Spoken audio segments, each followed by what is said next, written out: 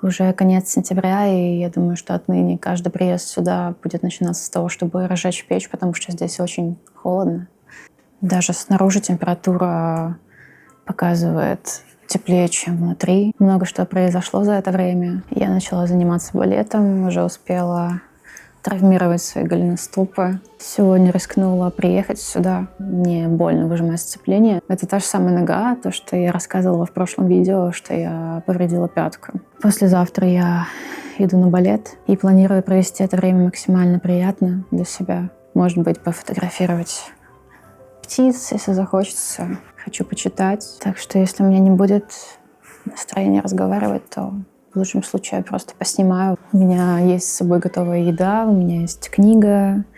Я взяла по минимуму вещей, чтобы не собирать ничего долго. Я даже не заезжала в магазин, просто взяла что-то из дома, чтобы и сумок меньше таскать туда-сюда. И в один заход можно было и переехать, и уехать. В общем, я решила попробовать максимально расслабленный вариант, учитывая, что у меня болит нога, и мне лучше ее оставить в покое. Что-то у меня тут гаснет, а вас я пока что выключу.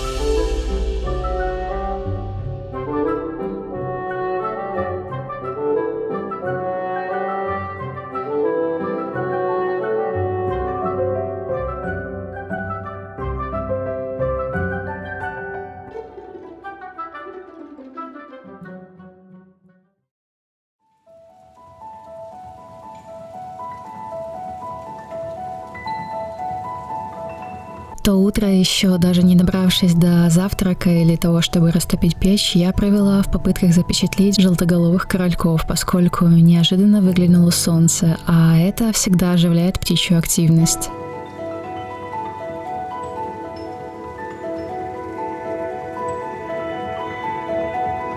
Начали в нашем лесу все активнее появляться и поползни, и тогда я еще не знала, что чуть позже мы с ними будем вести дружбу, как ни с какими другими птицами, но об этом чуть позже.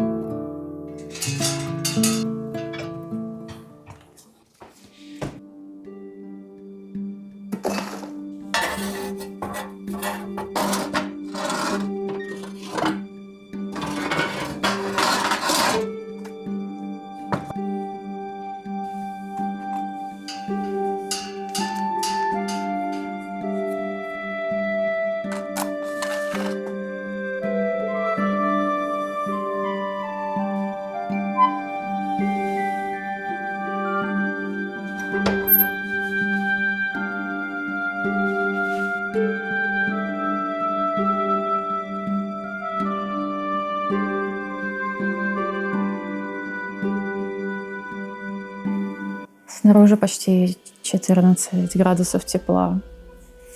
Внутри 12.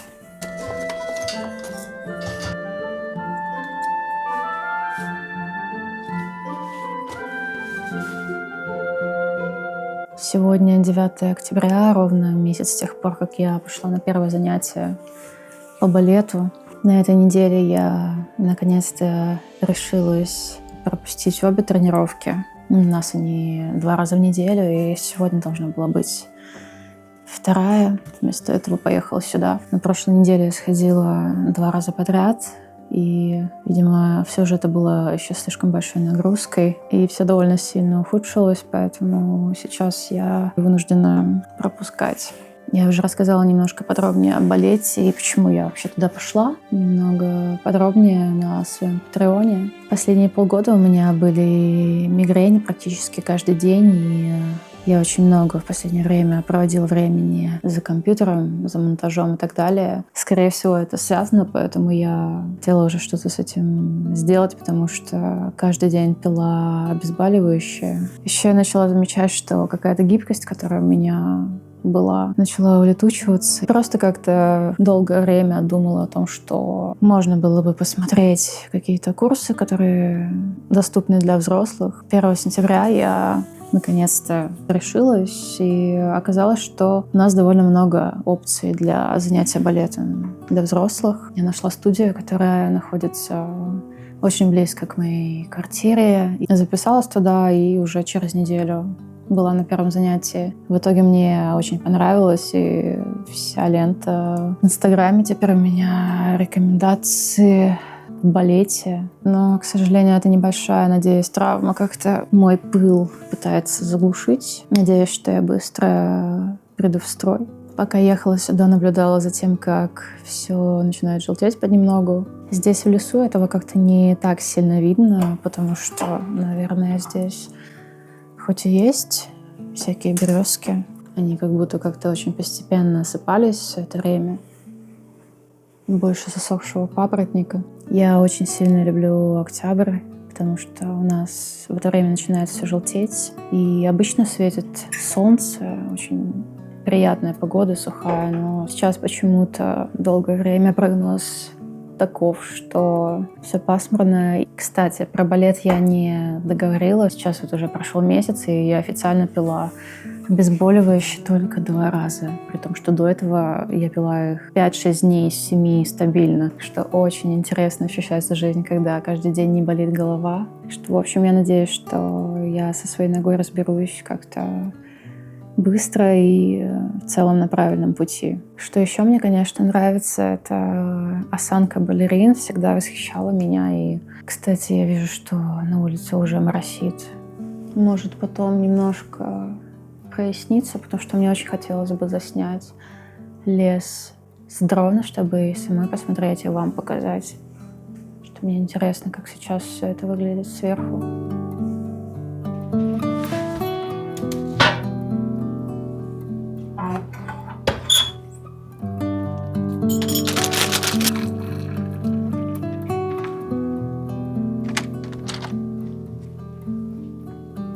Думаю, что я хочу унести это все под крышу, иначе все промокло.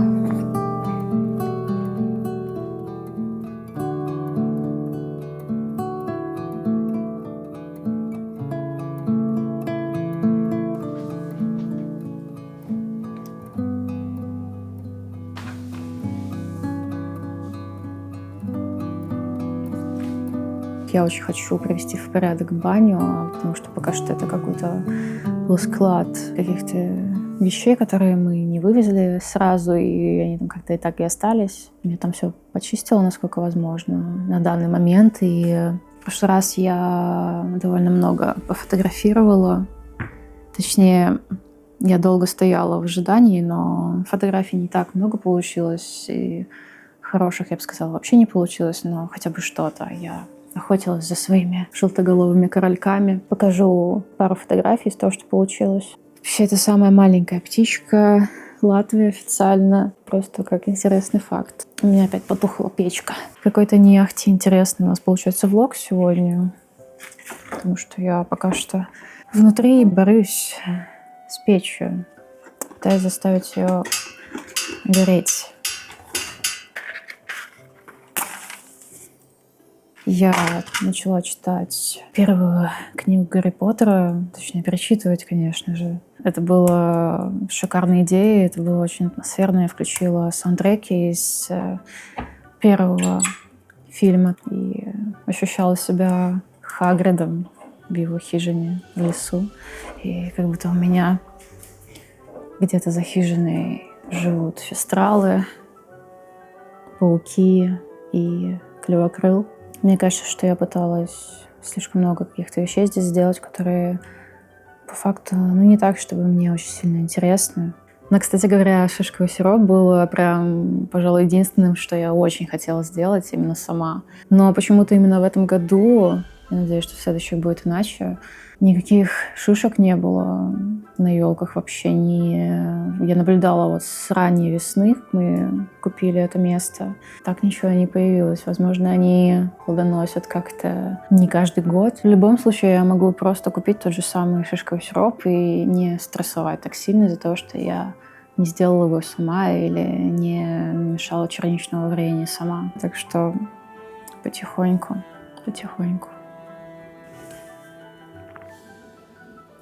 Еще одна очень большая и важная для меня тема — это то, что я наконец-то начала расхламление своей квартиры по методу KonMari. И я уже была знакома с этим методом, думаю, как и большинство из вас, потому что одно время он был очень популярен, ее книга была очень популярна. Но за это время много что изменилось, было много неопределенности какой-то в жизни, и моя квартира превратилась буквально в кучу мусора. В том числе это очень-очень усложняло сборы в хижину сюда. И последней каплей было, когда я открыла шкаф с лекарствами, чтобы взять оттуда спрей для носа от аллергии. Он просто вывалился и разбился об пол тогда, когда он мне очень сильно нужен был. На следующий день я начала читать снова для мотивации книгу KonMari. Это страшно, сколько вещей скопилось за это время. Кстати, кто не знаком с книгой KonMari, я знаю, что многие, когда слышат, что я говорю об этом, думают, что это что-то про минимализм или про то, чтобы иметь как можно меньше вещей, но это совсем не так. Совсем другая концепция. И вообще эта книжка для меня не только про какую-то уборку, упорядочивание, а также и про жизнь. Это реально помогает очень разложить все по полочкам, не только буквально, но и у себя в голове, у себя в жизни.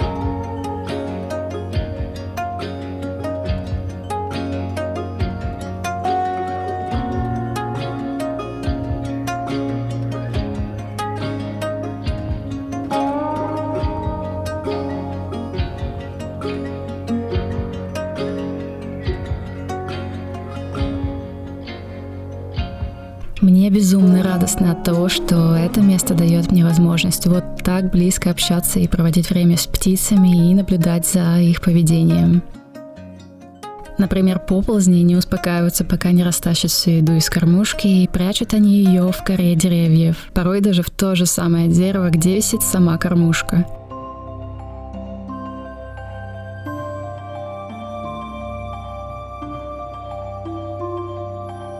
Кстати, эта спрятанная еда потом будет кормить не только самих поползней, но и других птиц, пищух, синиц и дятлов.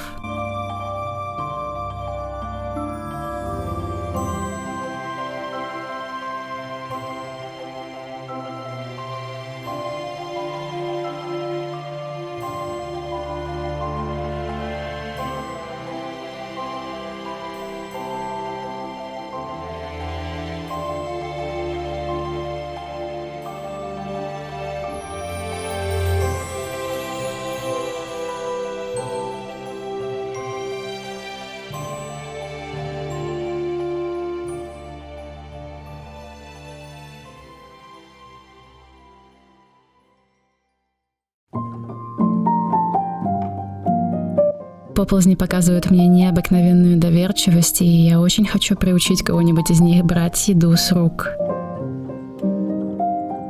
Но пока что мои попытки заканчивались тем, что я сильно замерзала в ожидании, что кто-нибудь решится отведать что-то с моей руки.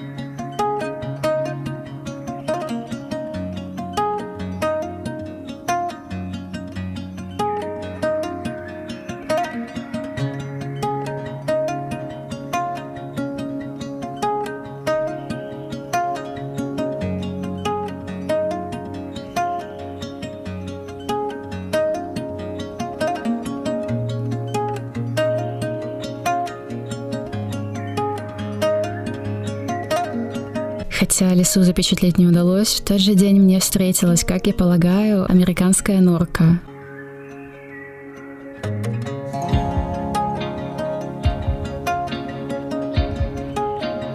Сперва она была далеко, но, заметив меня, вдруг стремительно побежала в мою сторону. Это, конечно, была большая удача.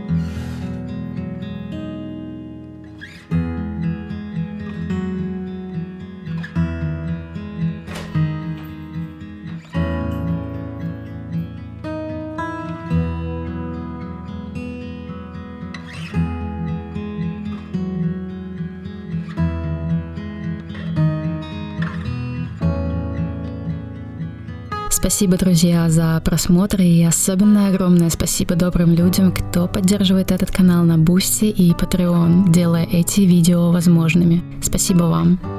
И до встречи в следующих эпизодах «Лесных историй».